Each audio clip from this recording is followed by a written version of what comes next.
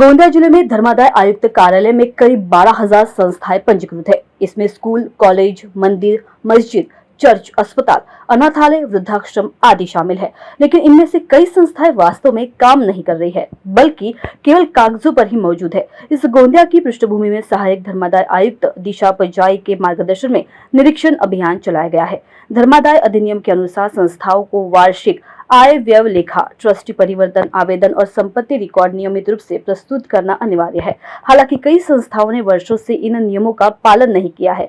यह देखा गया है कि कई संगठन सरकारी रियायतों का लाभ लेने के बावजूद उनके लेन देन पारदर्शी नहीं है। जांच में पता चला है कि कुछ संगठन आय का उपयोग संगठन चलाने के बजाय व्यक्तिगत लाभ व स्वयं के लिए कर रहे हैं।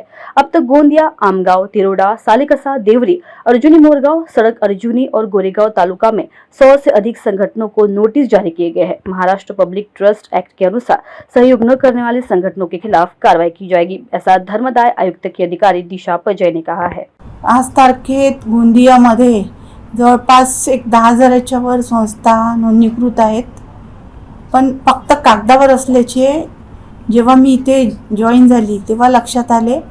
त्याच्यामुळे या संस्थांना त्यांच्या कार्याबाबत जाणीव व्हायसाठी नोटीस चालू केली।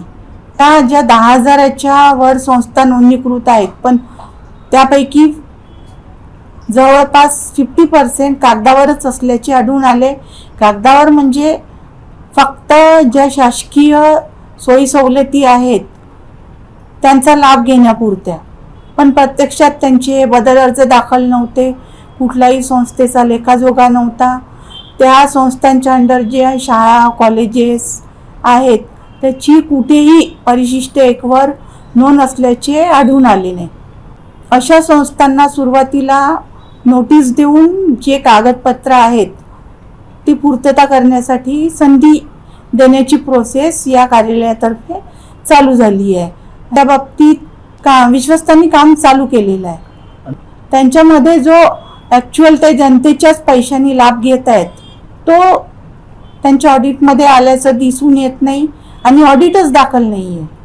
मी गोंदिया जिल्ह्यातील जेवढ्या नोंदणीकृत संस्था आहेत त्यांच्या विश्वस्तांना असे आवाहन करते की न्यासाच्या मालकीची जी मालमत्ता आहे, शाळा कॉलेज असो की बाकी कुठलेही, त्या तात्काळ परिशिष्ट 1 वर अभिलेखावर घेण्याची आपण प्रक्रिया चालू करावी, जेणेकरून ती न्यासाच्या मालकीची होईल। इंडिया न्यूज 224 के लिए अभिषेक भटनागर, गोंदिया, महाराष्ट्र।